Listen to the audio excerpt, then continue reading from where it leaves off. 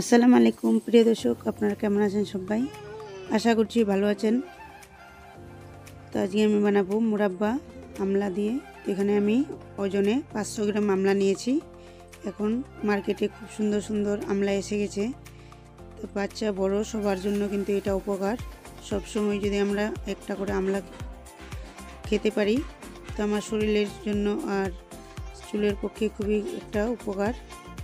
তো প্রিয় দর্শক, আশা করছি আজকের ভিডিওটা ভালো লাগবে। ভালো লাগলে অবশ্যই শুরু থেকে শেষ পর্যন্ত দেখবেন। এই যে এইভাবে আমলাটাকে বয়েল করে নিলে কিন্তু বেশি টাইমও লাগবে না আর খুব সুন্দরভাবে বয়েল হয়ে যাবে। তো আমি আপনাদেরকে দেখাচ্ছি, খুব সফট হয়ে গেছে, এর থেকে বেশি করতে হবে না। তো এখানে পানিটাকে ফেকবেন না, যদি চুলের গোড়ায় দিয়ে ভালো করে ওয়াশ করে নিতে পারেন, এই পানিটা খুব কার্যকরী। তো আমি রেখে দেবো পানিটাকে। তো প্রিয় দর্শক, এই যে এখানে আমি মিশ্রি নিয়েছি 300 গ্রাম আর 200 গ্রাম নিয়েছি মিশ্রি।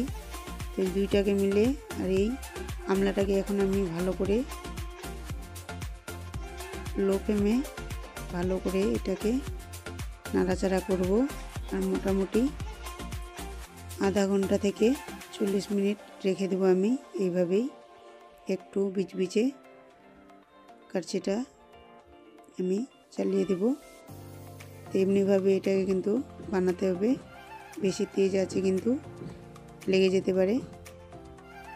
এটাতে কিন্তু একটুকু পানি পড়বে না। তো প্রিয় দর্শক, এই যে আপনারা দেখতে পাচ্ছেন খুব সুন্দরভাবে আমার মুরাব্বাটা তৈরি হচ্ছে।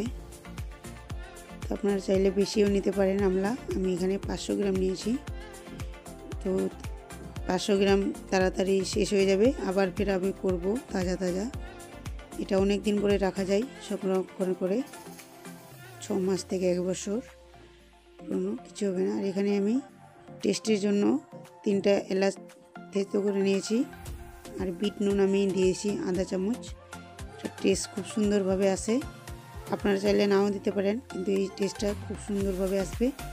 তো প্রিয় দর্শক, আশা করছি আজকের ভিডিওটা ভালো লাগবে। ভালো লাগলে অবশ্যই লাইক করবেন, সাবস্ক্রাইব করতে ভুলবেন না। আপনার একটি সাবস্ক্রাইব আমাকে এগিয়ে নিয়ে যেতে সাহায্য করবে। পাশে থাকা বেল আইকনটি প্রেস করে আমার পাশে থাকবেন।